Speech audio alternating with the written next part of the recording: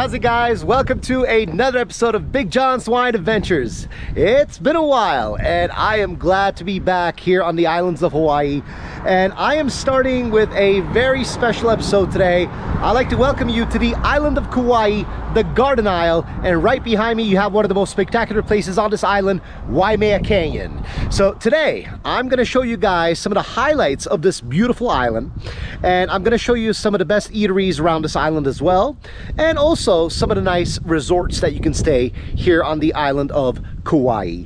And by the way, Kauai is nicknamed the Garden Isle because this island is very lush, very green, because this island gets the most amount of rainfall. In fact, the mountains of Kauai is the wettest spot on this entire planet. It gets more rain than anywhere else on Earth. How about that? And this is the most northern island that you can go to apart from Ni'ihau, the Forbidden Isle. Remember, you have to be invited by the Robinson family to get onto that island. I'll talk to you more about that on another episode, but this is the most northern island that you can go to apart from that one. So come with me on another episode of Big John's Wine Adventures as I take you through the island of Kauai. And I just want to say mahalo nui loa. Thank you so much for watching. It's been you know, a couple of months. I took a little vacation. I went to New York, and now I'm back and I'm ready to start doing these episodes once again, and it's going to be bigger and better than ever before. Not only I'm going to be covering the island of Oahu, where I live, where I usually do my videos, but I'm also going to be expanding now to the other islands, starting with the island of Kauai. So come with me, let's go.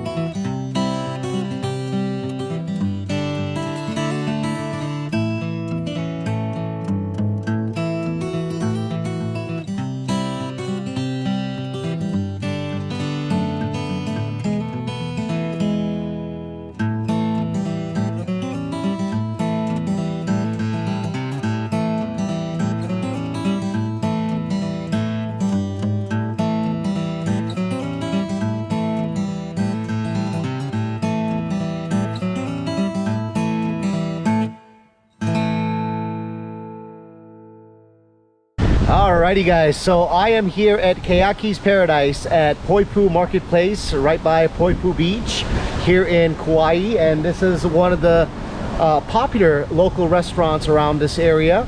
So let's go inside and check out some of the delicious food that they have. Let's go.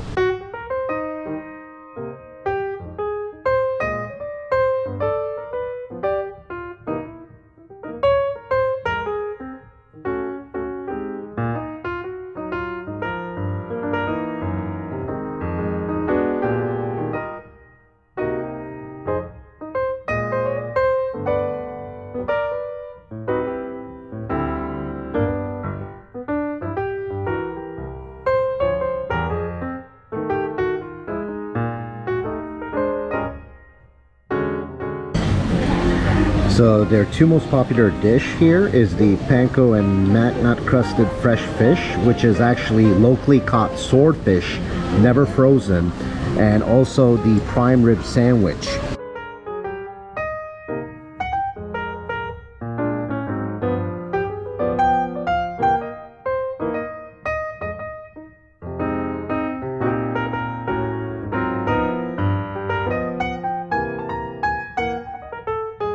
So when you guys wake up and you are near Poipu Beach and you are hungry, you want some breakfast, this is actually one of the top breakfast spots on the island. It's called Anuenue Cafe, and it is near Poipu Beach inside the Poipu shopping center.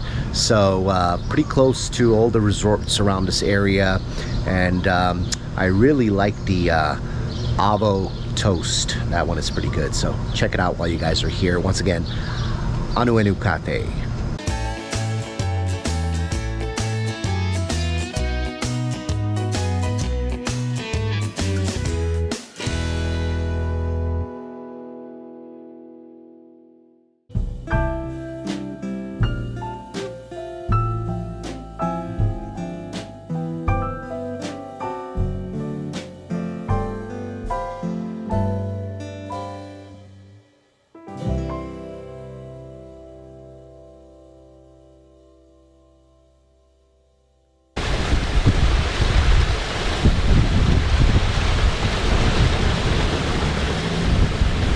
I'm on my way to Waimea Canyon right now, the lookout, and on the way I just saw this little area here on the side of the road. So you know, this isn't a perfect example of why they call this area Waimea. Waimea means reddish water. Wai means water, remember that.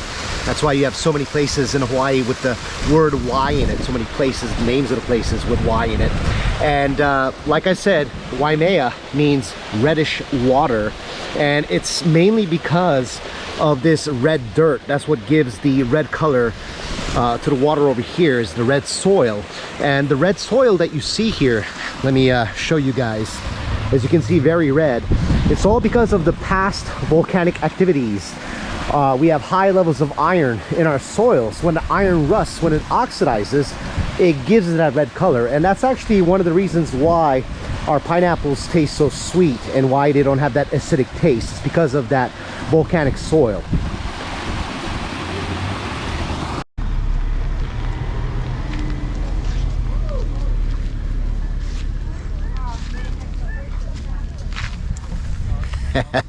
So one thing you'll notice right away when you come here to Kauai is all the chickens running around. So you'll see a lot of chickens on this island. Now, you get to see chickens everywhere in Hawaii, no matter what island you go to, but especially over here on the island of Kauai, you see a lot of them. And there's actually a reason for that. So first of all, it starts with the sugar producers. You see, back in the late 1800s, when sugar canes were the #1 income of Hawaii, there was a big rat infestation here. The rats, they were destroying all the sugarcane fields. So the sugar producers were looking for ways to combat the rat population. And one of the things they thought about was introducing the mongoose to the sugarcane fields. They thought the mongoose would take care of the rats. Well, the only problem was, one, they brought in the wrong type of mongoose, a much smaller one.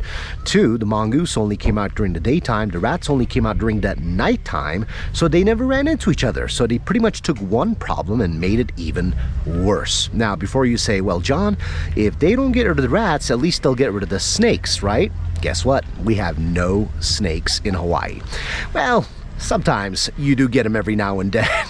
When usually in the shipping containers and things like that, sometimes they'll sneak through, but technically there are supposed to be no snakes out in the wild. So you might be wondering, well, what do the mongoose eat? If they don't eat the rats, if they don't eat the snakes, what do they eat? Well, you see a lot of chickens running around, right? They eat the eggs of these chickens. That's their main stable diet, and sometimes if they're hungry enough, they'll eat the chicken itself. I've seen it with my own two eyes, but they have to be very desperate, very hungry to do that. Normally, they just go for the eggs. Now, let's get to why the island of Kauai has so many chickens. There's a correlation to the story. You see, when the sugar producers were introducing the mongoose to the Hawaiian Islands, they actually sent a few mongoose over here to the island of Kauai. But the harbor master, who received them at the time, picked up the cage, looked at the mongoose and said, "Yeah, we don't need these," and tossed them right into the water. The poor mongoose drowned, and for this reason, Kauai is still believed to be mongoose-free to this day. And because this island is mongoose-free, the chickens here have no natural predators, so they flourish on this island. But on the other islands, we do have the mongoose, so they keep the chicken population down. And there is the reason why there are so many chickens here on the island of Kauai. In fact, there are so many chickens here, people keep them as pets.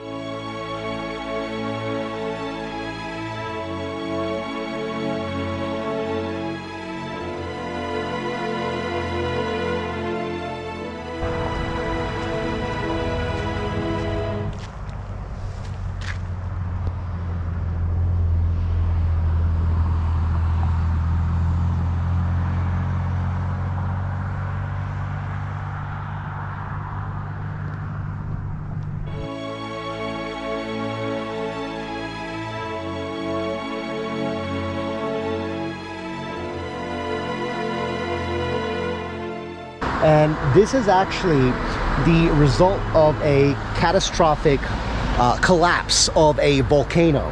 So all the ridges that you see along the sides here, those are all caused by flowing lava. And this is actually the result of once again, a catastrophic collapse of a giant volcano.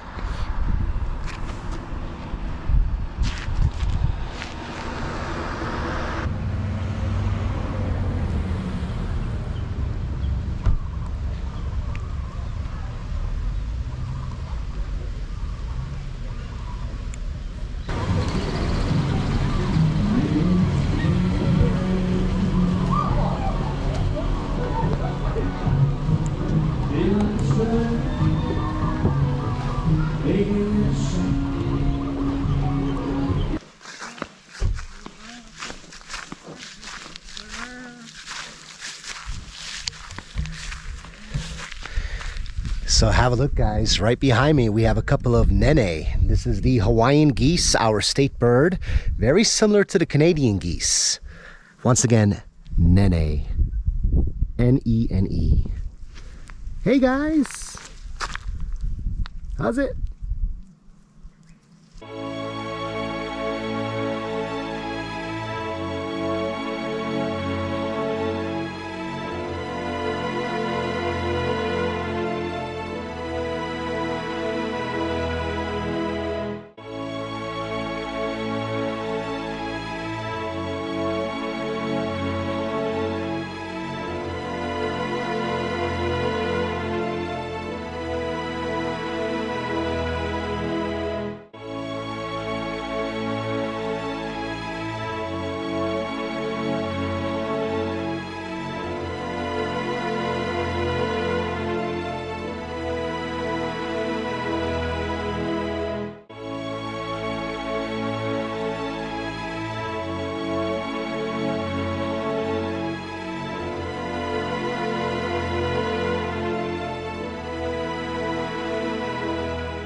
All right, so right behind me, guys, you have the Na Pali Coast, and you can't really see it right now because we are literally in the clouds. We're about, right now, 5,148 feet up.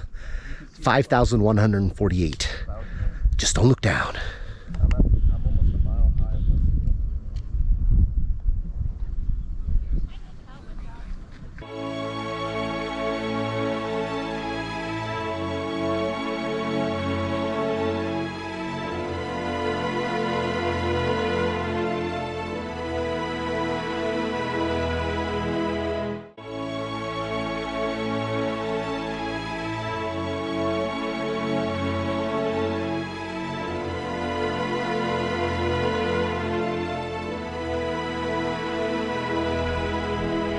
You know, the island of Kauai is where Captain Cook first showed up. So for those who don't know about Captain Cook was pretty much the first Westerner to discover Hawaii, and his men as well.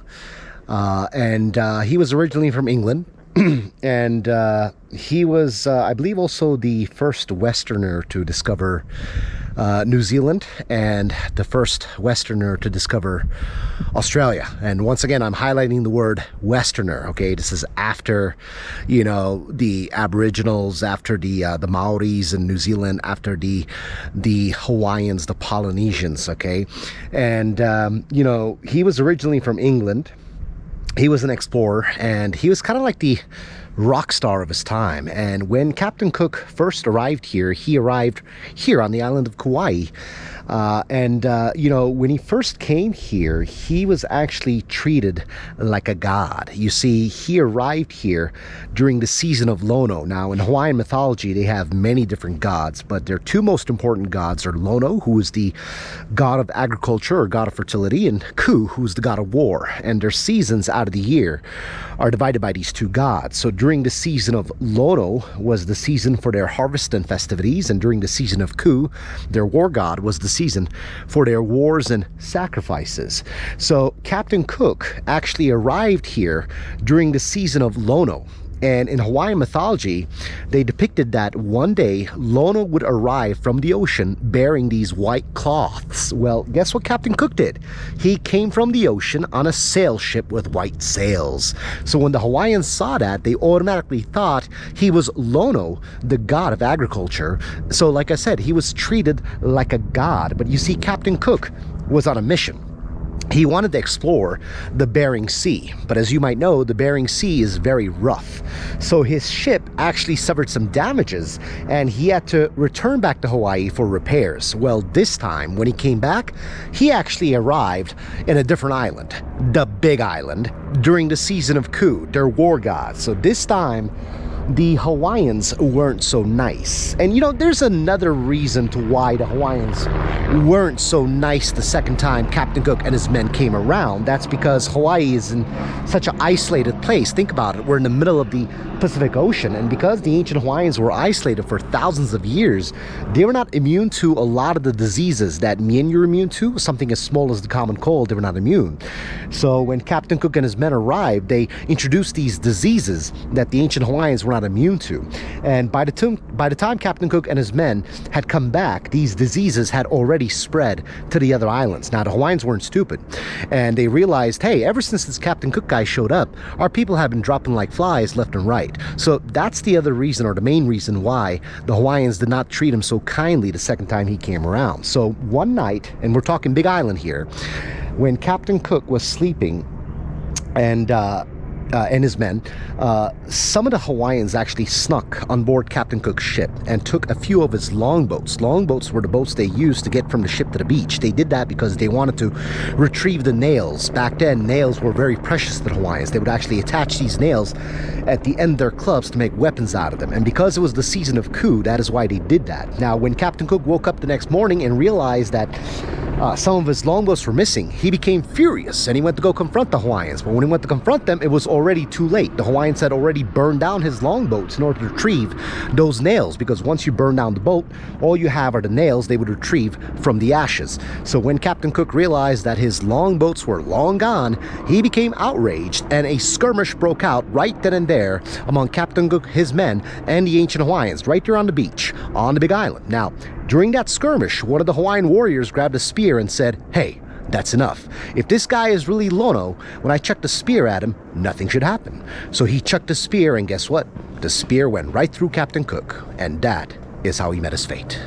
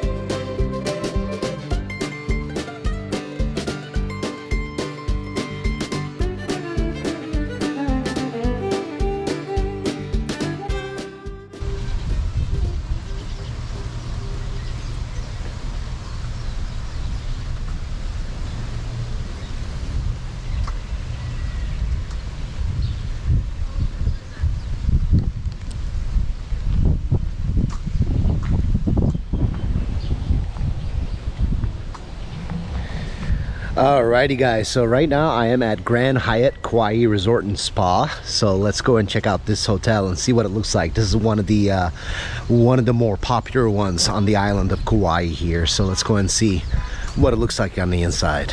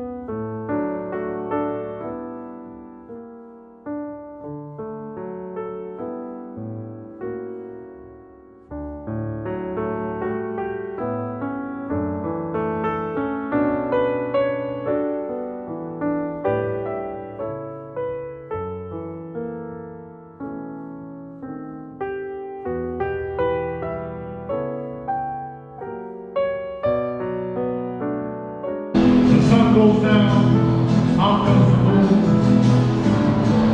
the neon moon.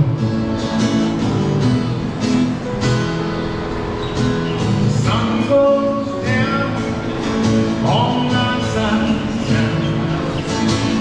Lonesome feeling comes through my door, turning home.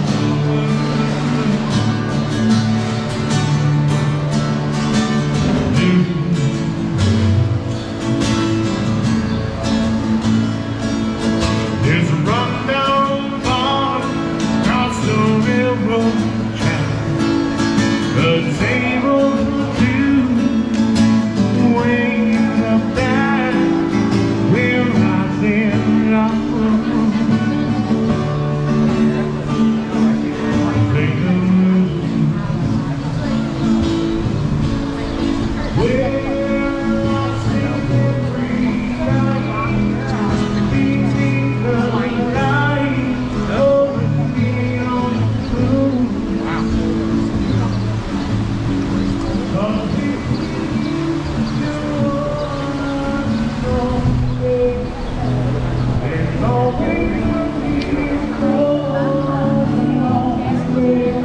So I'm at the Tidepool restaurant right now here at Grand Hyatt Kauai, and the restaurant here, the view from this restaurant, as you can see, is just absolutely stunning. Look at that. Beautiful.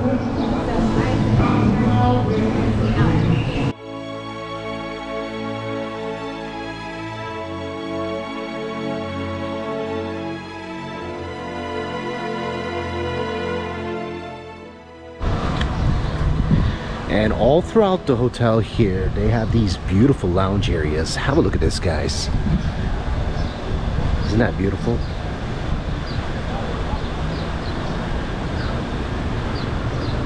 Look at that. These ones even have a coal pit so that you can stay warm at night. Not that it gets cold here, but hey, it's a plus.